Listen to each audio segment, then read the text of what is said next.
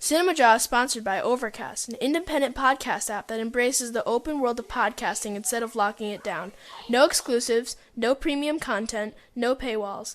Just a great podcast app for everyone. Get it for free in the App Store. And we thank them for their support.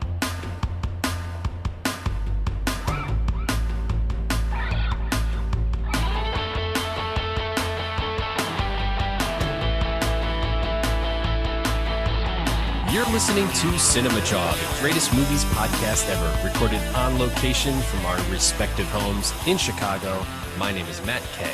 With me is Rye the Movie Guy. And this week on Cinemajaw, Matt, we tackle two genres. We mash them together, sci-fi and comedy, as we cover our top 5 favorite sci-fi comedies. You know, it's interesting, man. I didn't think I would have a lot. Like, there's a few that jump to mind right away. But as I did the research, putting this list together, it was really tough. There's a bunch that I just love. There are. It was tough to narrow it down. And also, we sort of didn't want to just pick the flat-out parody films that are clearly parodying another sci-fi film. That would be a little easy way out. So we gave that restriction to ourselves. Right. So no Spaceballs, the top 5 list is what you're saying. Correct. And we're doing this in honor of one of the films that we're reviewing this week. Yes, we are reviewing The Old Guard and Palm Springs. And the tie-in is with Palm Springs. People may not know it does have a sci-fi element, Matt. It does. Bit of a time loop, quantum physics thing going on there. This week, we also are welcoming a first-time guest. Indeed we are, Ryan. Hansi Oppenheimer is an independent filmmaker from New York, focusing on fandom, pop culture, and creative subcultures. She's got a new documentary out entitled All Hail the Popcorn King. The subject matter here is the author and screenwriter, Joe Lansdale. And we were able to check out that documentary. So we'll talk to Hansi and ask how she came to focus on Joe Lansdale. I don't even know if the Jawheads, when they hear the name Joe Lansdale, know exactly who I'm talking about, but they will. We will reveal who that is. Very cryptic, right? I like it. Matt, it is also Charlize Theron month. We continue on. It's been fun celebrating Charlize, so let's continue that fun. The Charlize Theron fact. English is Charlize Theron's second language. She was born in South Africa. Theron's first language was Afrikaans, a South African dialect that is borrowed from Dutch. She once revealed that her English was actually really bad until she came stateside as a teenager to model. Theron has said, "The reason I have an American accent is because I learned to speak English properly in the U.S." Also heard that she claims to have watched a lot of soap operas when she came over to the U.S., and she mimicked that accent so well that I think there's a lot of people that forget that she's not Originally from America. Yeah. She seems like the atypical Hollywood actress, right? I would agree, for sure, especially in her speech. Like, I had no idea English was not her first language. Like, there's no remnant of any other accent there, which I guess makes sense. If she learned from watching American TV, she picked up that accent. You know, we've been asking people all month long what their favorite Charlize Theron film is. And I also threw this question out onto our Facebook group asking what fans, what everybody has. And I put a stipulation in there. Let's not all say Mad Max Fury Road, because I know everybody loves this film. So we tried to switch it up. And past guest Jennifer Reeder, director herself, she chimed in with, "I love Atomic Blonde." And I read that one first because I haven't answered the question myself yet. And I have a special bond with Atomic Blonde also. I love this movie. I've watched it a few times now. It would definitely be, if I'm not mentioning Mad Max Fury Road and I'm not going with Monster, which are probably the two easiest to go with. If I'm not going one of those two, I'm going Atomic Blonde. I love that movie. Damn good movie. Darren Mordecai, our buddy. Good guy. He chimes in with, "A Million Ways to Die in the West is pretty funny, but it has to be Hancock. Kicking Will Smith's drunk superhero butt all over the screen is just so good." Derek Gendron chimed in with Italian Job. Boy, that's one I got to revisit. I haven't seen that one in a long time. Same. Yeah. Michelle Hunt wrote in, "I get a lot of flack for this, but I like her in Aeon Flux. I have to admit, Matt, I've never seen Aeon Flux. And to be honest, I've never seen Hancock." Two questionable movies. I'm not going to tell you to watch either one of them. Hancock is kind of interesting as a deconstruction of the superhero genre, I guess. I don't know if they pulled it off really well, and there's probably better deconstructions. And Aeon Flux was a adaptation of the famous Liquid Television cartoon on MTV, and I just don't think you can do that cartoon justice in a live action form. It was like a good comparison is Scarlett Johansson in Ghost in the Shell. If you've seen the anime, that movie just pales by comparison. It's not even in the same ballpark. So they can't all be Alita Battle Angels. Last but not least, Aaron Schmeling chimed in, 2, supporting role for her few minutes in The Thing You Do. This is the movie Tom Hanks directed. Still have not seen that one either. And That Thing You Do, the music movie? Yeah, I've seen it. It's good. And she says for lead performance, Monster. No argument there. Yeah. No arguments. Good picks, Jawheads. I agree. Keep them coming. Feedback at cinemajaw.com, or you can always hit us up on Facebook. We're at Cinemajaw, Twitter at Cinemajaw. Instagram. We're at Cinemajaw. We're everywhere at Cinemajaw. Mm-hmm. Matt, I also did want to mention that you are going to be taking Hansi on, since we're talking about Palm Springs and it has to do with time travel, a time loop, that you're going to be taking Hansi on in trivia. I decided to go time travel cast movie trivia. So think of movies that have some type of time travel element. Sound good? Sounds good to me. Wow, jam-packed jaw. So without further ado, we bring in our guest. As we mentioned, Hansi Oppenheimer has a new film coming out entitled All Hail the Popcorn King. Hansi, welcome to Cinemajaw. Thank you. It's nice to be here. So you mentioned a little bit before we started recording that you're from New York. Is that where you're calling in from? Are you in New York right now? I'm in Queens. It's one of the boroughs. Yeah, you're in New York. Not far from Shea Stadium, so it's not really the burbs. That's a little farther out, but yeah, I mean, I grew up like 5 minutes from here. So your new film entitled All Hail the Popcorn King, the subject matter here is the author, Joe Lansdale. And for a lot of listeners here, they might not know the name off the top of their head. But I know I came to him, and probably a lot of people have seen this movie, Bubba Ho Tep. And that's definitely his biggest, at least what I would know him from. So how did you come to know Joe Lansdale, and what gave you the idea to do a documentary on him? Well, I came to his work in the 80s.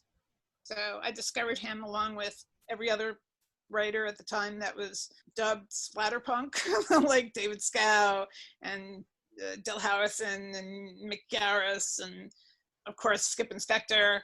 That, you know, there was the silent silver screen, the silent screen is silver screen, that David Scow edited, and it had stories by Joe and everybody, you know, in that genre. And you know, once I started reading it, it was like, I mean, it was the 80s, it was punk rock, it was violent, it was great.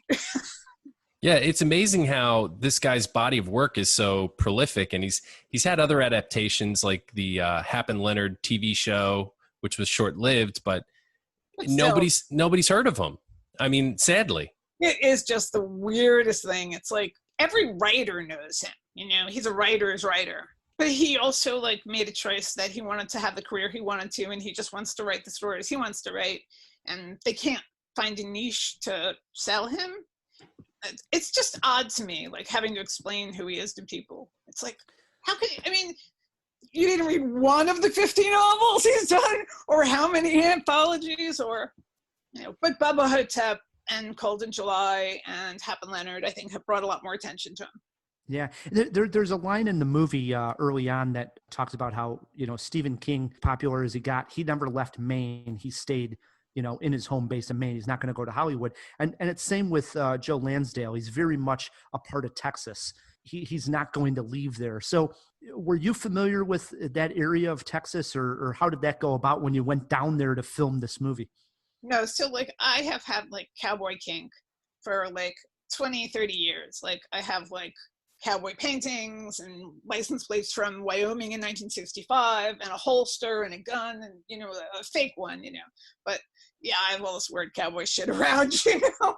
So I always wanted to go to Texas, never had an opportunity until like 2 years ago. And I was invited to be a guest at a con, and not knowing how big Texas is, because I'm from New York, I was friends with him on Twitter, and I was like, you know, can I come to Nacogdoches and interview you for my YouTube channel? And he's like, sure. And we did a lot of the interview that's in the drive-in screen that was shot the first time I shot with him. You know, he was just an open book. He was just great. And then when I did the Joe Bob Briggs, he wrote a piece for that. And I said, you know, grateful to him for writing me a piece. In 24 hours, he wrote me a piece and gave it to me. It's like, who does that? So I said, like, next doc is about you. And he's like, you don't have to do that. And then, you know, then we started working together, and it was great. I'm glad you brought up the drive-in screen, because one of the things you were able to do in this film, this documentary, a lot of documentaries can be just like a bunch of talking heads, but you actually like try to mix it with some animations and some graphics and stuff like that. Did you do those yourself, or is that something you sourced to other artists? I collaborated with certain artists to do certain things. Alex McVeigh did the poster and the drawing of Bruce as Elvis. Mm-hmm. Another guy, Michael Yakutis, did the Joe standing at the drive-in. The senior lead of Lucas CGI generalists. I met at a con and said, do you ever work on no budget films? And he said, maybe. And he did that whole beautiful fever dream thing, him and Marvel artist Daniel Keelis. And they did it pro bono. They just gave it to me, and it was beautiful. And, you know, people loved Joe. They wanted to be part of it. And speaking of being part of it, one of the big names that you're able to get on the phone is Bruce Campbell, who obviously stars in Bubba Ho Tep. So how'd that go about? And what's the conversation with Bruce? Because he seems like he's just going to be a wild cannon. I've met him a lot, you know, at cons for years, like Monster Mania cons, you know, and autographs and stuff. I remember the first time I met him, it was maybe 2000. In the 90s, something like that, but I just had on a white tank top, and I walked up with a Sharpie, and he's like, so what are we doing here, baby? And I'm like, just saying, sure. You know, he was kind of businesslike at first. He was doing it as a favor to Joe. Bruce has a private life. He's another one who doesn't live in Hollywood. So, you know, he was doing it as a favor. I didn't want to take up a lot of his time. I was nervous, and it was a little stiff at first. Then, like, he started getting obnoxious. And when he's obnoxious, how can you not start cracking up? Once I started cracking up, he kept getting more and more obnoxious. So you just hear me, like, losing my shit. Well, it's funny because I actually watched the documentary before Matt did, and I said, wait till you see this. The filmmaker, you can actually hear her laughing at certain scenes in the movie, which is a little strange at first, but I like it because it's your personality coming through. But you do hear you laughing at either Joe or Bruce. I like that. I don't want to get all acaphandium about it, but like I see my films as fan films, and so like they're observer participant kind of things. So like I'm in the movie, and I don't know if I had a budget, maybe I'd have someone as a cameraman and I could just interact with the person, but I kind of like interacting with the person with the camera. It's just kind of interesting. You know, people have said like, oh, you should edit yourself out there. And I'm like, no, I'm there. I dig it too. You're breaking the fourth wall, but it's like Ryan said, a little bit of your personality coming through. It adds something. The length of the documentary, it's about, what's the end runtime? Right around 50 some minutes? It's 55:10. Where does that go then? Are you're positioning this to play in film festivals, or what's the plan here? We got one offer already for distribution. We're being patient and seeing what other offers we get. We've got a couple of really big people looking at it, so you know, hopefully we'll get a good deal. And you know, if that doesn't work out, there's lesser deals. Something. I mean, this film is really good. Oh, it sure is. Yeah. Yeah. Now, you've made a lot of these kind of fan documentaries, correct? Yeah. Quite a few. How many, if you had to put a number on it off the top of your head? I had my first documentary, and a real documentary, was my thesis film. And like I said, I went to school late, so I graduated in 2000. So I've been making films 20 years now. Anyway, and one of them took 10 years. That's how it goes. We've had the good luck to get many documentarians on the show, right? And one of the things that we come across time and time again is like sometimes the project takes a year, and sometimes it takes 10 years. It all depends on the subject and Yeah. the story unfolds in front of you, right? Yeah, I had friends who were working on a doc about the Gits, and it was before they knew who had killed her. So, because the lead singer of the Gits was murdered, they finished the film and then they found the murderer, so they had to recut the end of the film. That's what happens in true crime, right? So for jawheads that do obviously want to check out All Hail the Popcorn King when it is available and find out more stuff about yourself, where should we guide them online? We have a website, squeeprojects.com. Squee is Squee, and it is the sound a fangirl makes when she's excited. I was going to ask you about that. Is that a Jonan Vasquez reference? No, but I love Jonan Vasquez so much, and I loved Squee, and I love Johnny the Homicidal Maniac. Squee is just like a fangirl term. And we'll throw a link in the show notes for everybody as well. We are celebrating Charlize Theron all month because of her new movie, The Old Guard. So I wanted to put you on the spot here and ask you, what is your favorite Charlize Theron film? There is none. Well, actually, that's not true. Monster is actually a really great film, and she was great in that. I worked with her once, and it wasn't pleasant. And it was so funny because it was her and Will Smith, and Will Smith is just like, because as extra. So Will Smith is talking to all the extras, signing autographs, being so chill, and she would call security if anybody even talked to her. It was like maybe she was having a bad day. I don't know, but. All right, Hansi will be back to take you on in trivia. But up first, Palm Springs. Doing research on time loop films, I realized there had been some made before 1993. But that was the year Groundhog Day came out with Bill Murray. And it's the film that made it popular. The idea of one character reliving the same day over and over again is a great plot device. In 2017, we saw it used very effectively in the horror genre Happy Death Day.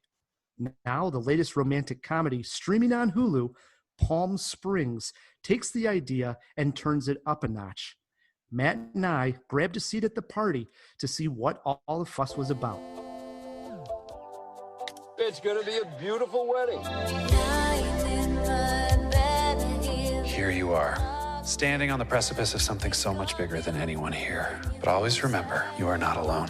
I don't think that we met. I'm Sarah. Niles. Hi. Hi.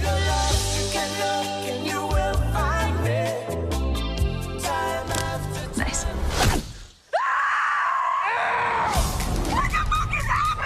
Run, rabbit, run! Niles? Don't come in here! What the? It's gonna be a beautiful wedding. Good day so far? Today, tomorrow, it's all the same. What is going on? Hey, get out of the water! Guess you followed me. It's one of those infinite time loop situations you might have heard about. That I might have heard about. Yeah. Andy Samberg plays Niles, or I should say, Misty's boyfriend. When we meet him, and knowing the time loop plot, it's obvious that we're meeting him already in the loop and reliving the day multiple times. This is no ordinary day either. Niles is a guest at a wedding. His girlfriend, Misty, is friends with the bride-to-be and gives a speech. On this particular day, Niles meets Sarah, played by Kristen Milotti. She is the sister of the bride who has had too much to drink and does not want to be there. Out on the beach that night, Sarah follows Niles and accidentally gets stuck in the time loop as well. First we see anger, then the two have some fun, feelings are had, and well, I think we know the rest. Palm Springs is not going to win any originality awards, but I am here to proclaim it the feel-good movie of 2020.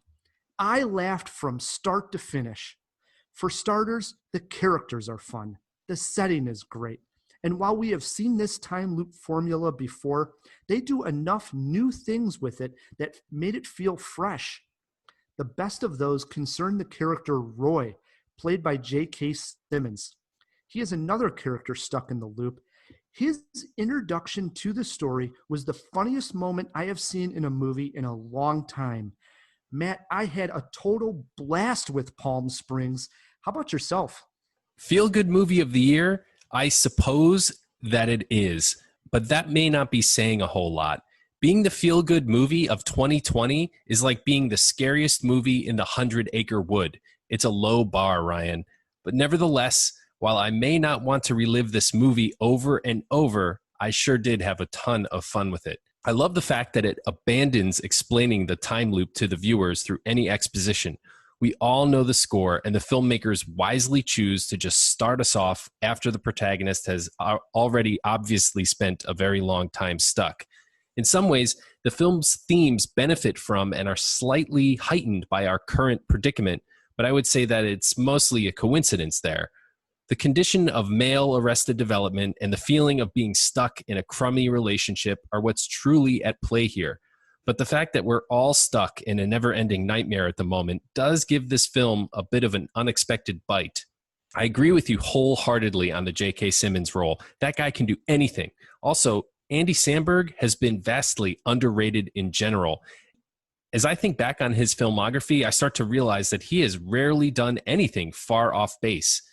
This may just prove to be the vehicle he needs for wider recognition outside of his cult following. Last, the leading lady, Kristen Milotti, is a real plus here. She's funny, she's likable, and the chemistry she's able to create with Samberg is the heart of this movie, Rye.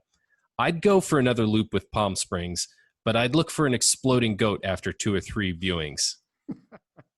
Yeah, you know, the moment that I talked about where we get to meet Roy, who's played by J.K. Simmons, it made me sad in a way because, you know, just last week we were reviewing Greyhound, and we were talking about how we wished we saw that on the big screen because it's such a spectacle. I caught up with Greyhound, by the way. Oh, nice. Yeah. We'll talk about that.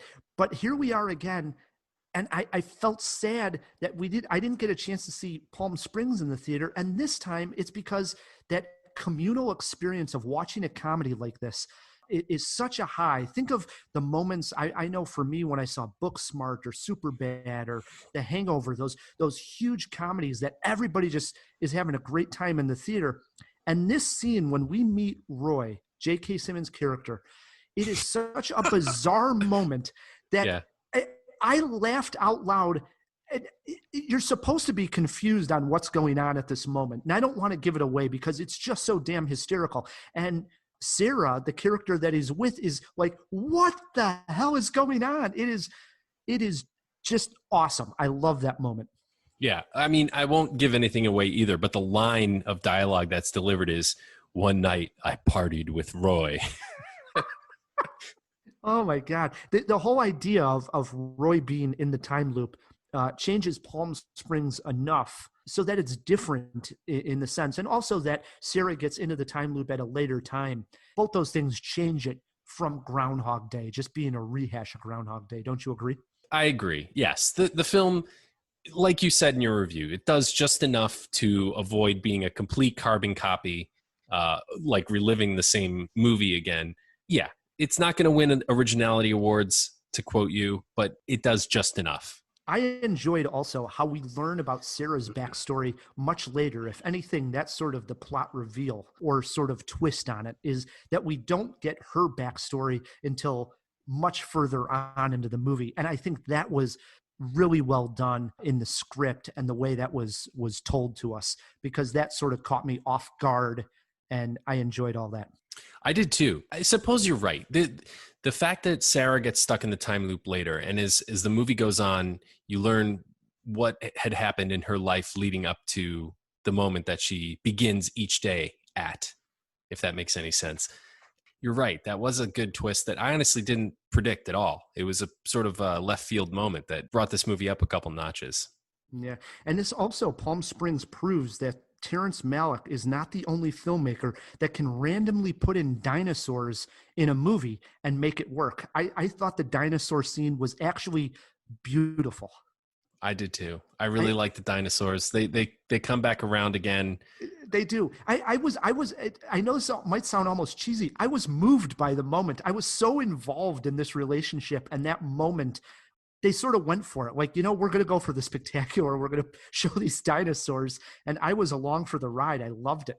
I was too. And I suppose I've had experiences like that in my youth that made the scene somewhat relatable, I agree. It totally worked for me. Yeah, I can't say enough good things. The only thing that I would say keeping this from like that perfect comedy is the fact that the originality factor, that it is literally taking the Groundhog Day or the time loop, which we've seen done now numerous times, and rehashing it. But that's the only thing that I would say a check mark on the bad side.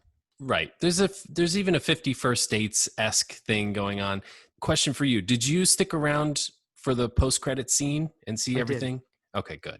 Because I want to let Jawheads know, although I think it comes pretty quickly after the credits begin, stick around. It does. It's funny because we've been watching so many movies on these streamers lately that I was actually thinking to myself, like, boy, these guys got to start doing some fun stuff that nobody does them when they're the Netflix movies or the Prime movies. But this one does have a little something. So it does. I applaud it. You got a movie poster quote for me? I do. What if Groundhog's Day was in a better place and starred Andy Samberg? I went with this. I mean that's sort of generic, but okay.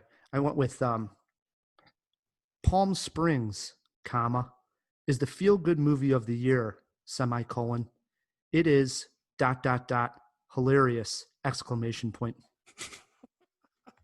I hope you spelled out all that punctuation.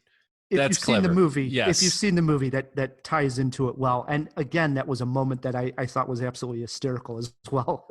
It worked for sure. How many Jaws you giving us? 3.5 Jaws. I would have gave it the 4 Jaws if the originality factor. That's the only thing holding it for me. I liked this movie a lot, but I'm at 2.5 Jaws here. What? Maybe I should bump it up a 2.5 Jaws? I'm stunned. I mean, it was good. I don't think it was like blow your hair back good. It was just a solid sci-fi comedy that wasn't terribly original, but had enough heart and enough twists to keep it going for me. All right. I gave it 3.5 Jaws. Matt, 2.5 Jaws. But I liked it. I'm positive on it. If you've seen it and want to chime in, write us an email, feedback@cinemajaw.com, or always hit us up on Twitter @cinemajaw. Because it does have this sci-fi element and how they get stuck into the time loop, that is our topic this week. Sci-fi comedies. Matt. Yeah. Hit me hard with your number 5, buddy. Dude, big genre for me. Let me tell you, buddy. Let me tell you. At number 5, I have a film that I'm mentioning because, all right, first of all, I got to set a few parameters. We said we're not doing parodies. Okay, so Spaceballs is out. I also tried to pick ones that are a little lesser known, and I stayed away from anything with any supernatural in it, which disqualifies Ghostbusters. I'm not sure if that's going to be on your list, Rye, but it would have been number 1 for me had I not disqualified it. I'm going with an Aubrey Plaza joint from 2012 that is based on an ad that was found to be a hoax that was placed on like Craigslist or something like that. The name of the film is Safety Not Guaranteed. Okay, I've seen this come up quite a bit, and I've not seen this movie. Honestly, this is one of those movies where the true story is almost weirder than the movie, which is a dramatization or loosely based on the true story, very loosely based on the true story. So I encourage Jawheads to seek out the true story. But in the film, Aubrey Plaza plays a intern for a news outlet, media, and she goes to investigate this strange story about a guy who placed an ad saying time traveler looking for a companion, blah, blah, blah, safety not guaranteed. That was the sign off. And everyone was like, this is weird. We got to go interview this guy. And she meets this guy played by Mark Duplass, who's just kind of bonkers. Like he's got a mullet and really strange, but he's kind of got heart at the same time. So while everyone thinks he's crazy, she starts to develop this relationship with him. And then where the movie takes us leaves you asking the question, well, was he or wasn't he crazy? Was there time travel or not? It's very satisfying. It's a very good Nice. film. And it's funny Nice as hell, pick. too. For my number 5, I have a film that a lot of people were raving about, made top 10 lists in 2018. I was a big fan. Sorry to Bother You. And this one is written and directed by Boots Riley. It's a comedy that features a half horse, half human being that are made to be more productive workers. If that isn't sci-fi enough for you. Wouldn't that be a centaur?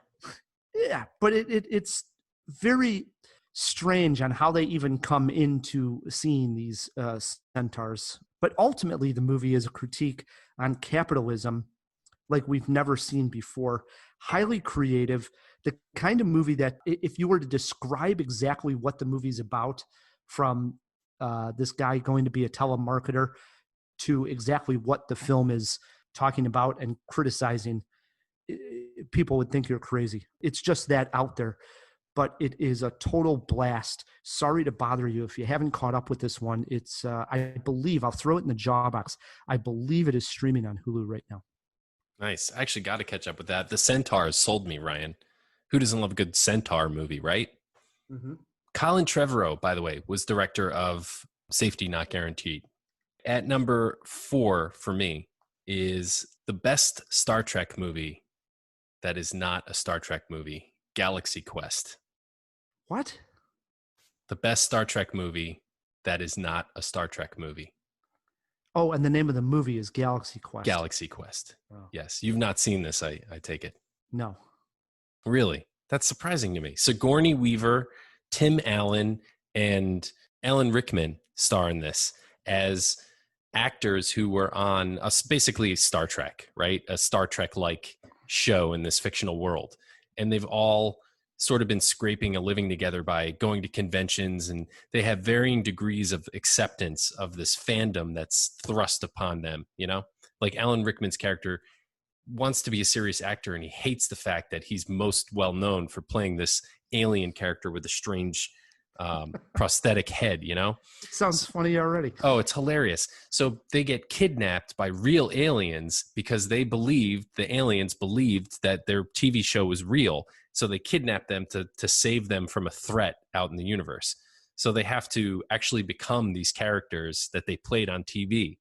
And they travel through time. They do all kinds of weird sci-fi stuff, and wackiness ensues. But it's a really, really strong movie. 1999, if I'm not mistaken. Can we throw that in the jaw box? Yeah, I'll throw that and look at the year, and I'm going to see if that's streaming also. Maybe I'll watch that one, Matt. Oh, that one's worth watching. Check it out.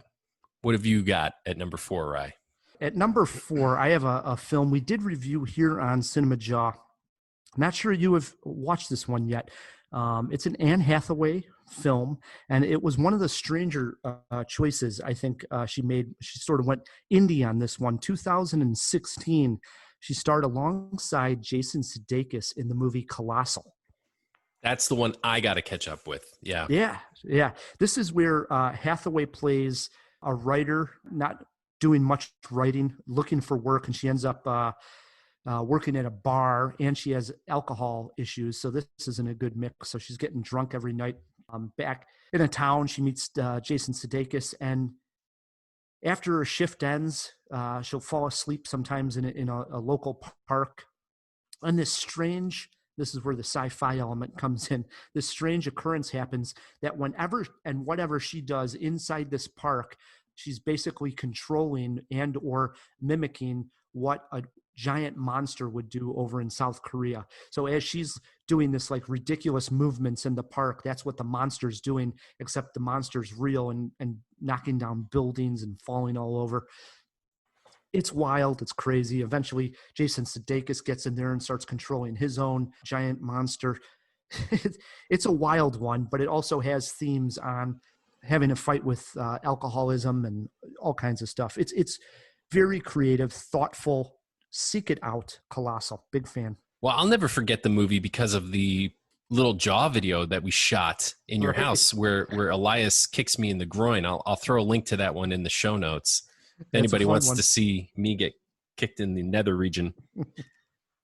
Speaking of kicks into the nether region, that swings it back over to me. And at number 3, I am putting the final installment in the Cornetto trilogy, The World's End. Great one. Oh, fantastic. I think the reason I like this movie so much, dude, and I've said this before, but I'll say it again for new listeners, is because I just really identify with Simon Pegg's character quite a bit. He's sort of a punk who's stuck in the old days, still playing the same mixtape from high school. Maybe everybody can sort of relate to that on some level or another, but he never quite got out of that. And he brings his buddies back together to complete this epic quest of drinking at all 6 pubs. They have this mission. I forget exactly how it goes, but at the last, they start to realize that, there's something going on. Some sci-fi element has seeped into this pub crawl. And where the movie goes, it's just bizarre. It's truly out there. It's a great movie. And it's very funny because it lends so beautifully into my number 3, because I go with a Simon Pegg, Nick Frost film at number 3, but this isn't part of that series. And this is a film that they wrote and star in, but it's not directed by Edgar Wright. Right, exactly. This is the 2011 film. Might not have been seen by everybody. Short title here, Paul. I did catch up with this one. I've seen it. So this is Simon Pegg, Nick Frost, and Paul the alien is voiced by Seth Rogen. Which is perfect. Oh, it's awesome. And the alien, Jawheads, if you haven't seen it, to give you an idea, it reminded me very much of Ted, the teddy bear, in the sense that it's this very sarcastic character.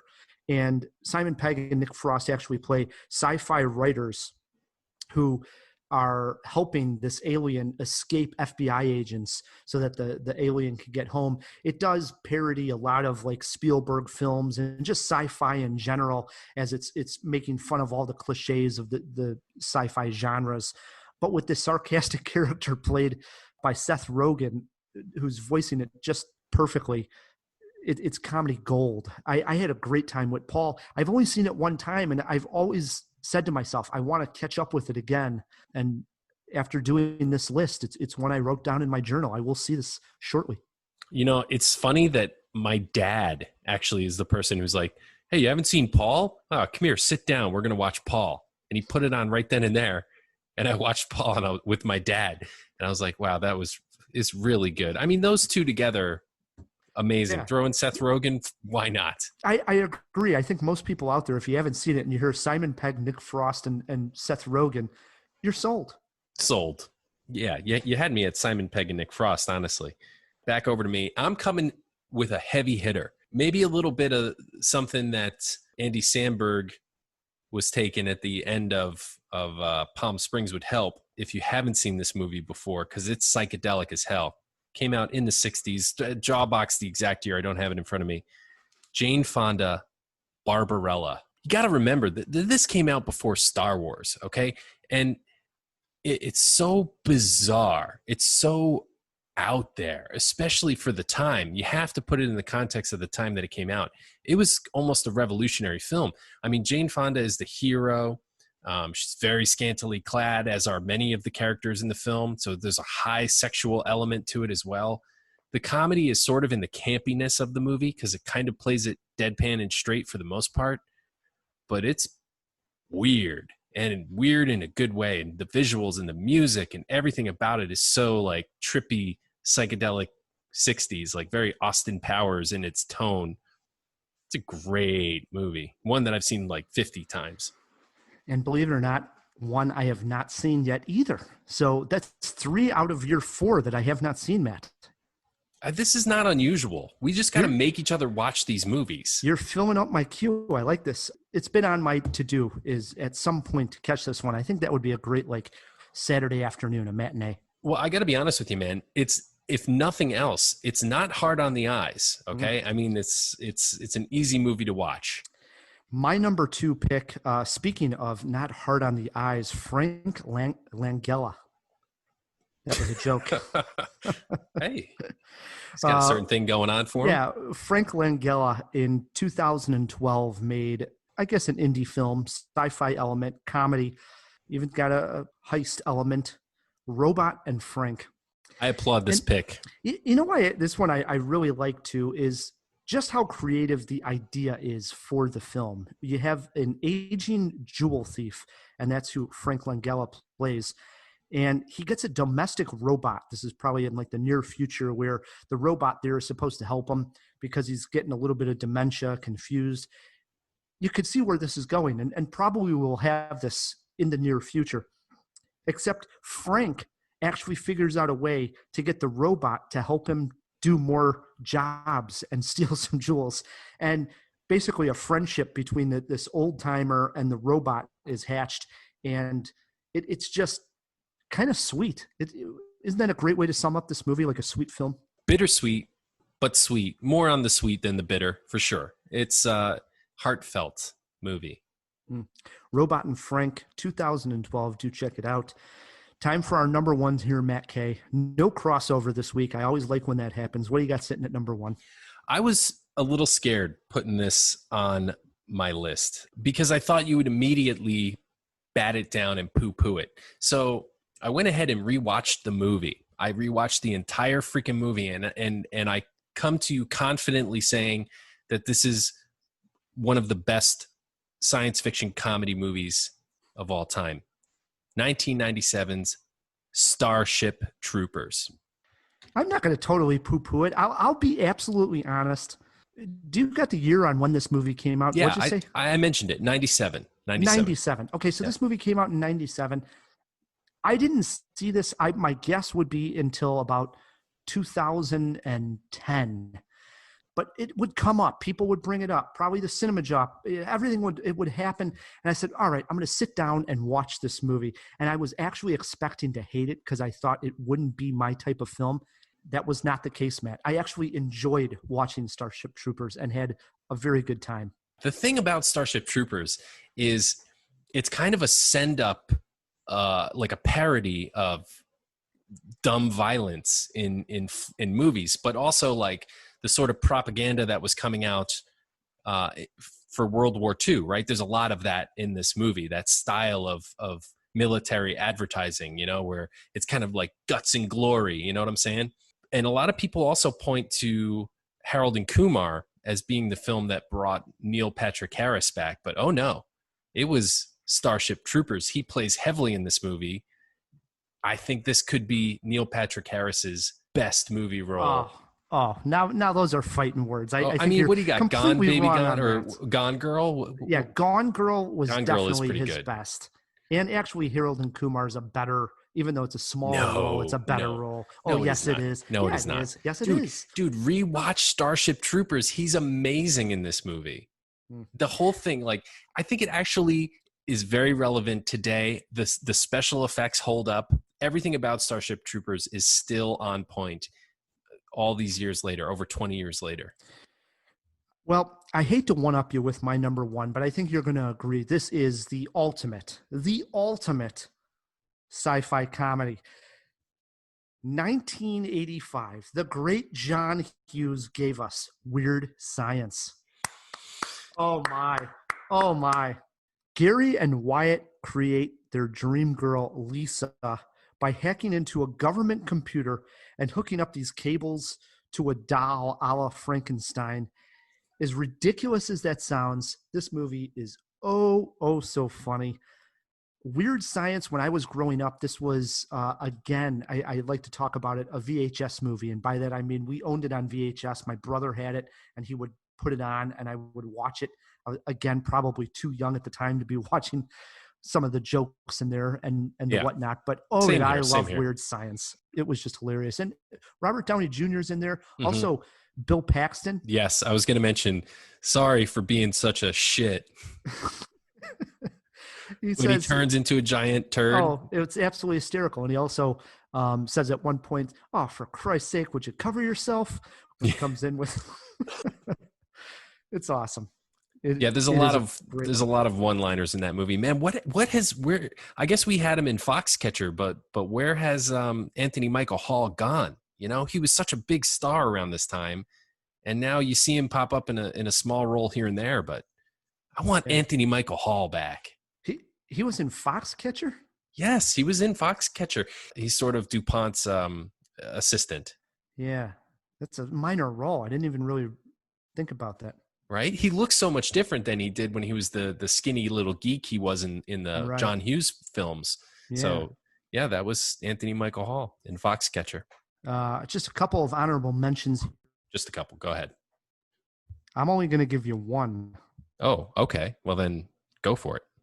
Woody Allen's Sleeper. And this is the one where Woody Allen himself is supposed to be frozen for a short amount of time, but he ends up being frozen for 200 years, wakes up in the future. Silliness ensues. Classic Woody Allen. All right. I got a bunch, but I'll keep them short. Short Circuit, by the way. Disassembled, number 5. Buckaroo Banzai and Adventures in the Eighth Dimension. Oh, that's a good one. Yeah. Repo Man, you mentioned Weird Science. My Science Project, which is kind of the poor man's Weird Science, worth checking out. Inner Space with Martin Short. Never saw it. Oh, decent. Howard the Duck. It's a B movie, but I like it. The principal from Ferris Bueller's in it. Ice Pirates. You seen this one, Ryan? No. Check it out. It's wild. 80s flick. I'm not a big fan of Ice. Back to the Future. I mean, we talk about it way too much, but it belongs on the list. Yep. Men in Black, and finally, Critters. Loved the original Critters. Yeah. I will say I missed the boat on Men in Black in general. I was never, for as big as that movie was, I was never like a huge fan of Men in Black. It was one of them that just was to me. The whole series. It has its moments, but generally speaking, I kind of agree with you. If we missed your favorite sci-fi comedy and you have Twitter pulled up, shoot us a tweet at Cinemajaw, or you can always email us, feedback@cinemajaw.com. We're going to take a quick break. And when we come back, we have another review, this one of The Old Guard. Plus, Hansi Oppenheimer is coming back to take Matt on in trivia. Stick with us.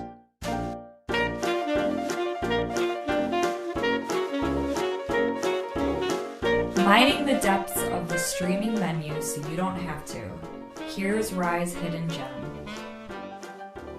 Looking for a good horror movie to stream this summer? Who isn't? Don't sleep on The Lodge. This is from the same directors who gave us Goodnight Mommy. The plot involves 2 kids. Their mother has died. Their father is about to remarry. And the woman he is about to remarry decides to stay with these 2 kids at the lodge. Of course, there's a rough relationship between the kids and their soon-to-be stepmother. Scary things in the house start to happen, strange occurrences. This is a creeper. It's a slow burn. Turn off the lights. Enjoy the movie. Believe it or not, Alicia Silverstone is in this movie for a little bit. I was a big fan of The Lodge. 3 Jaws from Rye the Movie Guy. It is streaming now on Hulu. Give it a spin.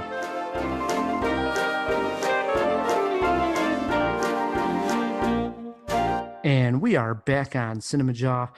Before we get to trivia with Hansi Oppenheimer, and before we get to that review of The Old Guard, we did throw a few items into the jaw box. Let's open up that jaw box. What's your pleasure, Mr. Cotton? The box. We got a box! Oh, what's in the box? First question we threw in was by me, and that was, is Sorry to Bother You streaming on Hulu?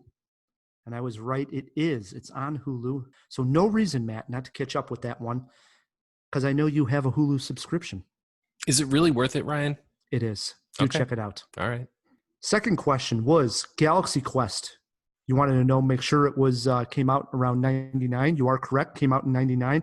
And I asked, is it streaming anywhere? It's streaming for free on Tubi. Tubi is one of these ad-supported. Tubi or not Tubi? No, it's Tubi. Tubi. Oh. That was a Shakespeare joke, Ryan. Yeah, and I didn't like it. Tubi is one of these ad-supported services, so you can watch it there for free, or you can rent it on various services. And the last one thrown in there by yourself was, what year did Barbarella come out? And believe it or not, Matt, that was in 1968, the same year as Planet of the Apes. I mean, what a year. 68. Holy crap. And let me tell you, full display in Barbarella. Since we're in the jaw box, gives us a second to talk about a new streaming service And I wanted to mention it because Tubi, which we just said Galaxy Quest is on, seems like the new thing is this ad-supported services, and Peacock just came out, which is by NBC Universal. So I went ahead for the Jawheads, and I thought, let me watch a movie on this so I can experience it and see what it's worth. I watched the movie Hard Candy. This is with Ellen Page. Mm-hmm. And I had not seen the film. I had been wanting to see it, and it was on there. Let me start by saying, I think the selection of films, and this is free. All I did was sign up with an email. I don't intend to pay anything to get rid of the ads. And for free, I would say you have a solid movie selection. They actually have, what's trending. Then you obviously have horror or action. They'll have a whole Hitchcock section. So you can catch up on some Hitchcock films. And then they have a Nick Cage category, which Sold. I thought was fantastic. I thought huge props to them for having a Nick Cage category. But I came across Hard Candy. I watched it. The picture quality was great. And for the ads, what I love is once it started, it shows you the timeline on the bottom, and there's 5 dots that show you where the breaks are going to be as the movie starts. Oh, kind of like on YouTube. Yeah, and then that'll disappear for that 2 seconds. You already get the idea, okay, it's going to be about 5 breaks. So I had a pad and paper here, and I wrote it down. The 5 breaks, 3 of them were only 30 seconds long, and the other 2 were only 60 seconds long. If they keep it like that, completely worth it for free to be able to watch some of the movies. I mean, you had Jurassic Park 1, 2, and 3 on there, E.T., tons of Hitchcock, Nick Cage films. Actually a really good selection. Sure. Tubi and some of those other ones, they do suffer sometimes from, they have the ads, but also the selection might not be that great. But this being backed by Universal, you also have all the old Universal monster movies, so like Frankenstein and all those. I was going to ask that. Woman. Yeah, all those are on there. Anyone who's ever been to the Universal Studios, those are the movies you're going to find on this service. Sure. What about SNL? Just yes. curious. Oh, yeah. Yeah, SNL is on there, and they also have one thing that's different from some of the other streamers is they have channels where it's just playing live, looping stream. So in that channel, they have a Saturday Night Live channel, and when you turn that on, it's basically just going to give you random skits of all those skits that they have through the years, and then every once in a while you'll have a commercial break. It'll just come back with random skits. That's pretty interesting. Huh. Yeah. So far, so good. So do check out Peacock. I like it. Yeah. Oh, and just to be clear, Jawheads, no, they're not like a paid sponsor of the show or anything. No, just checking it out. Just checking it out. Yeah, no, you're doing good research, Rye. I appreciate it. I think that's everything in the Jaw box. Let's close this thing. The Old Guard, Ryan. Charlize Theron is back at the helm of another action flick. This time, she plays the leader of a group of Highlander-esque mercenaries who kick ass for good through the many centuries. Can this comic book-based immortal tale instantly heal our wounded summer movie season, or is it better off dead? Ryan and I took to Netflix to find out. Who are you? You can call me Andy.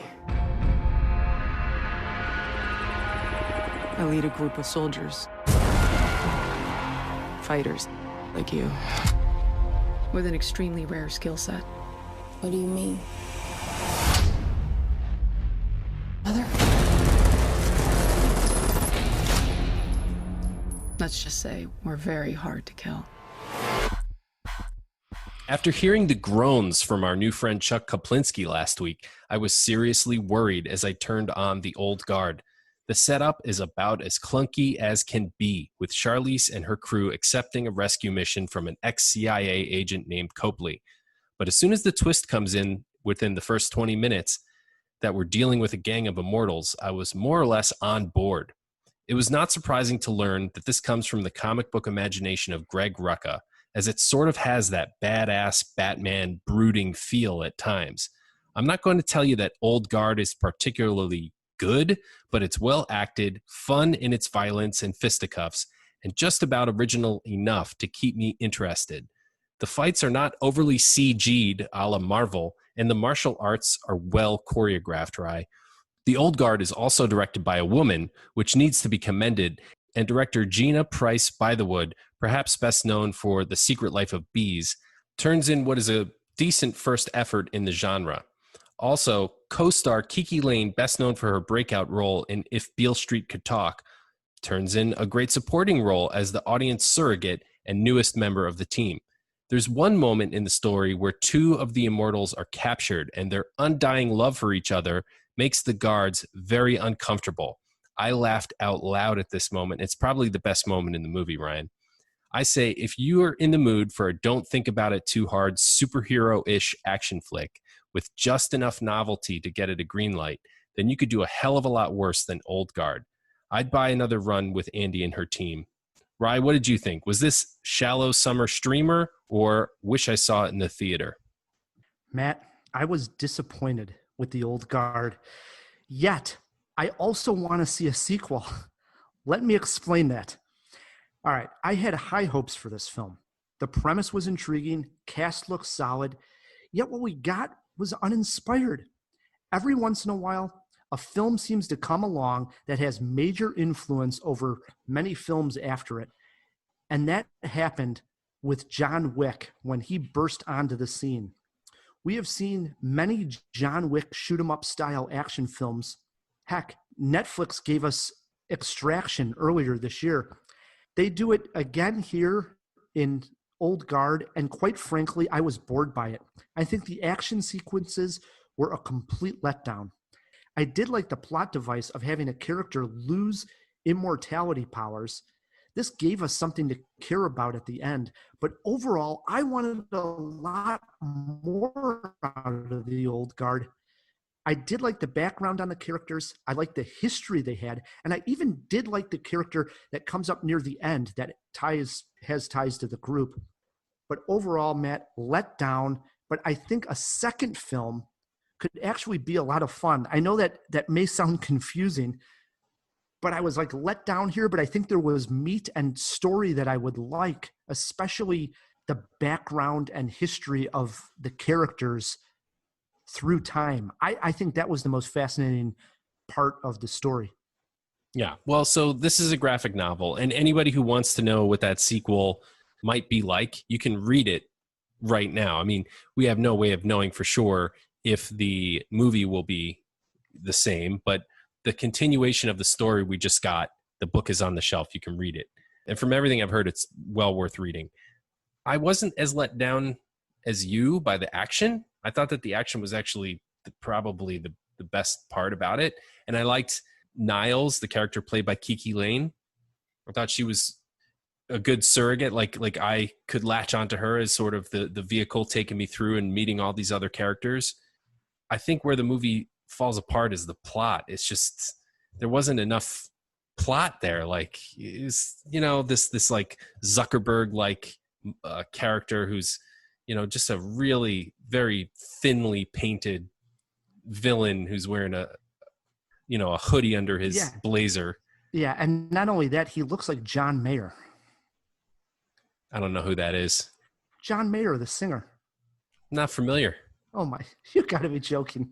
I mean, no, not joking. Is he like Dave Matthews? Yeah, he's he's a dweeb, Okay, yeah, that's fair. This guy is dweeb, but he's sort of a menacing dweeb, right? But we've seen this character time and time again, this business CEO who's like, doing some sort of like weird science, and his ethics are highly, highly questionable. I'm trying to think of another example of that recently, but it's a trope. It's in so many movies. So I just didn't like the plot. I think that's what makes it weak. The action was pretty good, actually. She has this great axe, and it's actually sort of the symbol of the movie. It's on the posters. I wanted something a little bit, I guess, different when we're talking about the action than another John Wick style shoot 'em up. So some of the characters have swords. They use the swords, yeah. And they do use them, but I mean, barely. I mean, it's more or less guns. And I've just had enough of that. I don't know. Like every once in a while, it hits a point where I want something to be a little bit more creative, a little bit more set up on the action, and not just like Charlize Theron going into a church and mowing down a bunch of people. Like, oh, come on. I've had enough of that. The other thing is, I think expectations. I was really looking forward to this one, and probably because we're not getting those big summer action movies, and this looked like it had the chance, much like Extraction, about a month or 2 months now ago, had that feel like, all right, we're going to get a little bit of a big screen action film at home. That's what I was hoping for here, and I was just let down by that. I agree. Frankly, I think Bloodshot might have been a little better. At least the plot was more thought out. But you bring up Bloodshot. This actually reminded me a little bit of Bloodshot, the way, obviously, Bloodshot can't die.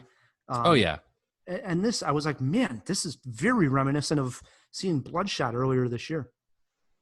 I agree. It's very reminiscent. Bloodshot's been around a lot longer. Obviously, I don't think this is a straight ripoff of Bloodshot. It's different enough, but interesting that the two projects come out more or less simultaneously. That happens a lot. Mm-hmm. But so there's an element here where they're talking about what Charlize Theron's character has done through the years. Yeah, that was cool. That's my favorite part. Same. But I'd like to see more of that. Like if they made like a short film, let's say, a 25-minute short follow-up, but it was actually like a prequel of her in the 1700s doing some sort of missionary work. I'd be all down for something like that. Yeah. What did you think of the moment that I highlighted? Oh yeah. So these two characters, when they profess their love to each other, was absolutely great. Yeah. It was like they just took it to a whole nother level. We're expecting they're going to say that they love each other, but they don't just go there. They just go so deep and so passionate and so over the top in front of these other characters that, I loved it. That was a really good moment. I think if anything, that moment sort of saved this movie for me. And I do like that those characters have that bond, that there's a relationship between those two. That's interesting and different than what we're seeing in most of these kind of action movies. So that separated it as well. Not a total waste, but I have to admit I was let down in general by the old guard. That's more or less where I'm at with it as well. It's kind of a middle of the roader. Movie poster quote, Matt? The old guard won't be immortal, but it instantly healed this wounded summer movie season. Kind of went with something from my review there. I just went with John Wick meets vampires. Oh, wait, I mean, I see the John Wick, but where are you getting vampires? Because they don't die? Yeah, because they don't die. So it's just sort of a mix between the two. I mean, I would say John Wick meets Highlander. They're not vampires. This is true. But it's just like you called... the people in Dr. Sleep? Yeah, vampires, but they weren't vampires. They were vampires. They weren't vampires, technically. Dude, do I have to play the clip? I mean, do they fly? Do their eyes glow? Do they live on the souls of other... Okay, but my point being that they're not technically vampires. Because they don't puncture the skin with the teeth and drink the blood? Yeah. They're more vampires than the immortals in Old Guard. Okay, well, I'm just going enough. If you saw on a poster, John Wick meets vampires... you'd probably be more sold on that than that wordy movie poster you just gave. Probably. All right. Are the movie poster quotes we're trying to sell the movie? Is that what we're doing? Yeah, do it. I mean, you got to be creative, but in a way it should bring in an audience, right? John Wick meets vampires is going to bring a flock of people. Yeah, but it's false advertising. They're going to be like, where the hell are the vampires? And where is John Wick? No, right? John Wick, I see it. You actually, that's a good observation on your part, because you're right. There's movies before John Wick and movies after. And the interesting thing is Keanu Reeves at the center of a lot of movies that sort of changed the game. Matrix, John Wick. Yeah, and I've read now and heard Charlize in a couple interviews saying that she's actually trained with Keanu Reeves and with Keanu Reeves trainers for both this movie and Atomic Blonde. So the similarities of seeing the close-up action film, combat, I should say, gunplay, all that makes sense. How many Jaws are you giving this one, Ryan? Boy, I'm struggling to give it 2 Jaws. I was between 1.5 and 2 Jaws. I'll go ahead and give it 2 Jaws, but it's a disappointing 2 Jaws. That's where I landed as well. 2 Jaws. I mean, I do think that this is an unplug your brain and have some summer fun, but don't expect much of a plot. Hopefully the sequel's better. I hope so too. I'm going to read the comic. 2 Jaws from Matt K. 2 Jaws from Rye the Movie Guy on the Old Guard. All right, let's bring in Hansi Oppenheimer again. Hey, Hansi, before we get to trivia, I wanted to ask you what's coming down the pipe next after All Hail the Popcorn King is done its thing. Are you working on anything? Oh yeah. Anything you can share with us? Yeah, John Skip and Brian Keane and I are producing a splatterpunk doc. So that'll be really fun because splatterpunk was like, graffiti and punk music, and you can see it, like it's going to be really visual and it'll be cool. That's cool. Is it going to be more about the music, or are you concentrating on visual? It's a writing movement, but it was inspired by the punk scene at the time. So it has a lot of those elements in it. So visually, you can play with that a lot. That gives you a lot of different media to use, which I love doing. Interestingly enough, I've been a punk rocker since I was a teenager, right? 12 maybe. And I've never heard of splatterpunk. So this is, how old are you? Punk.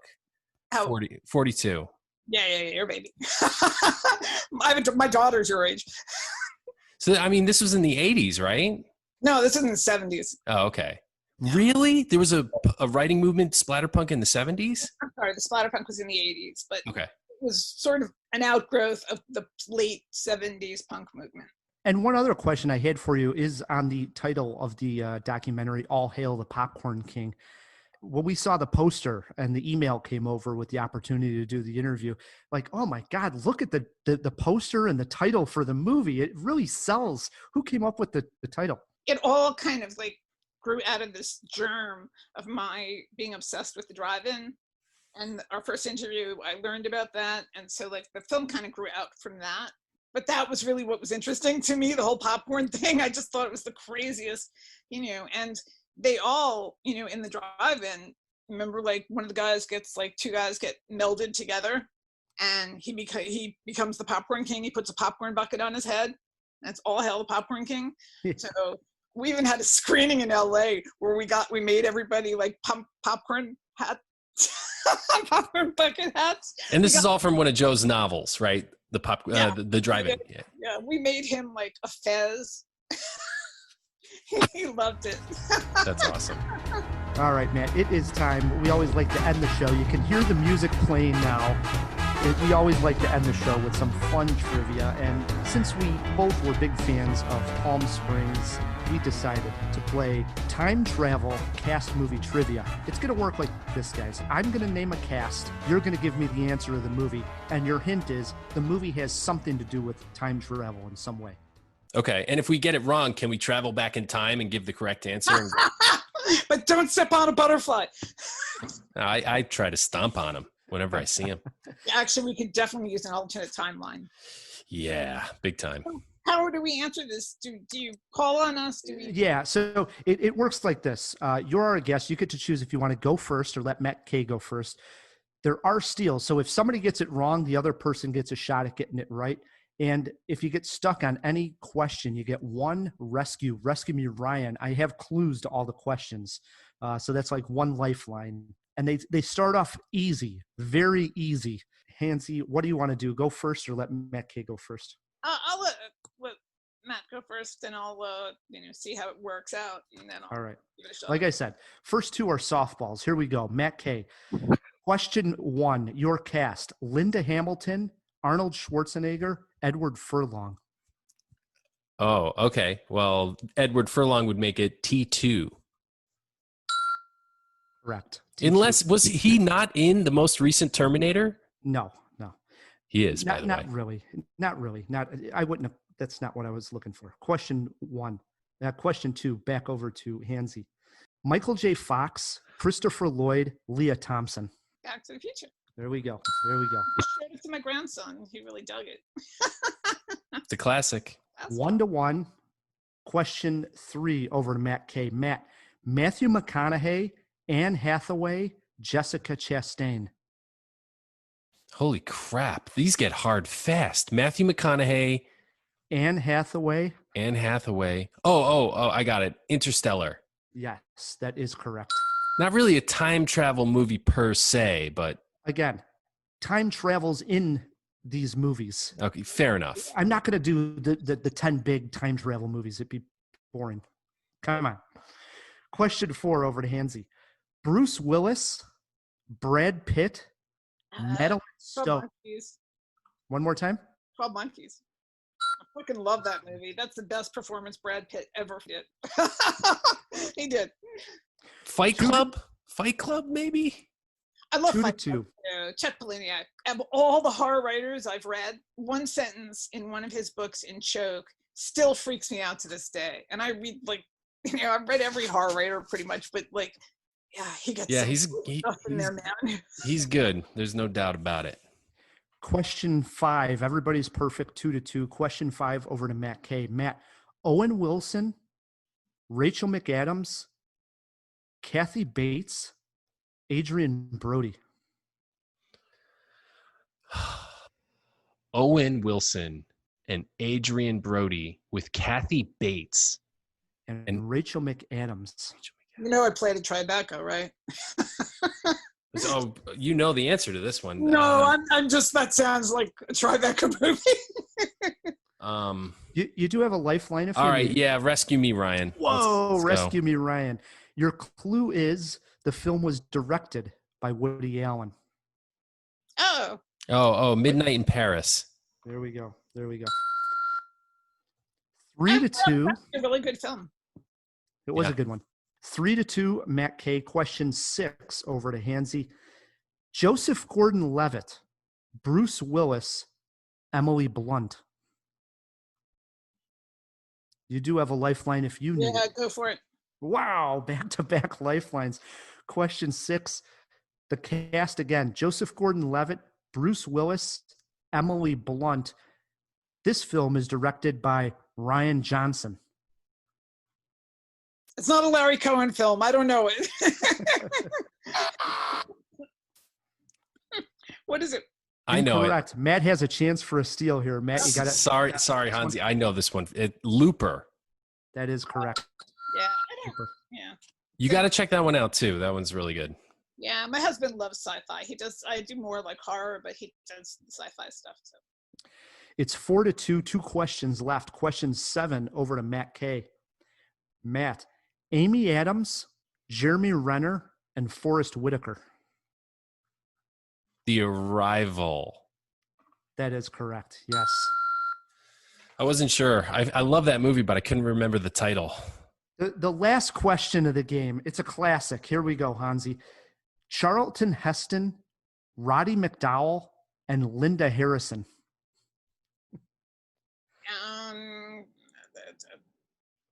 Charlton Heston. Yeah, so I was going to go with the Planet of the Apes. Yes, that is it. There is time travel in there. Yeah, but I didn't recognize the other actors. I knew one of them was Kim something, and then I forgot Roddy McDowall was in the thing, for God's sakes. It is. 2 points for that. Matt does win this one 5-3. Can I get a virtual handshake here, Matt? Virtual fist bump. Yeah. Dude, you rock. If it came down to a tie, a jawbreaker, this question would have been to you, Hansi. It is, if you're in a time machine, worst year you could travel to, 2020 or never mind.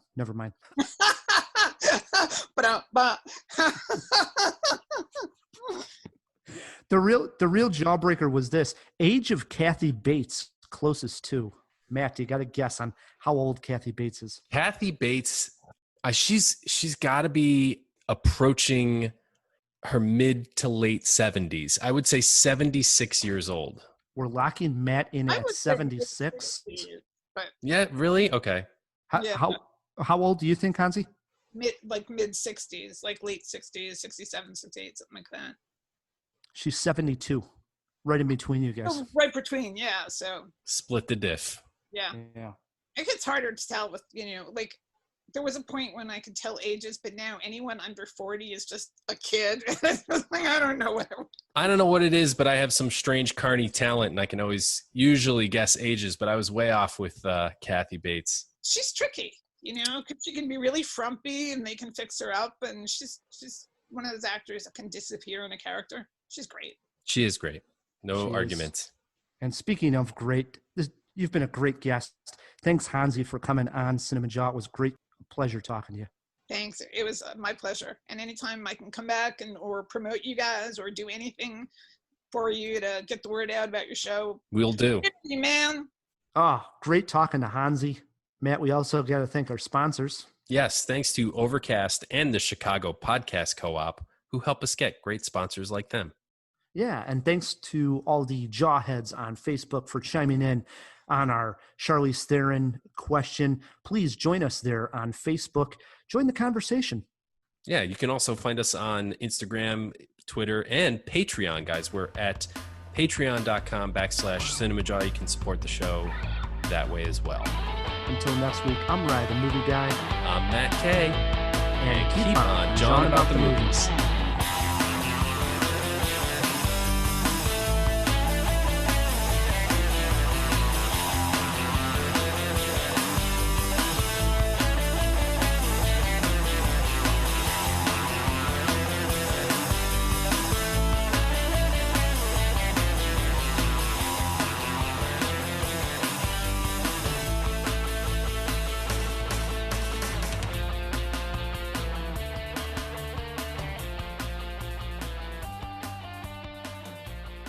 And it is the film that popularized.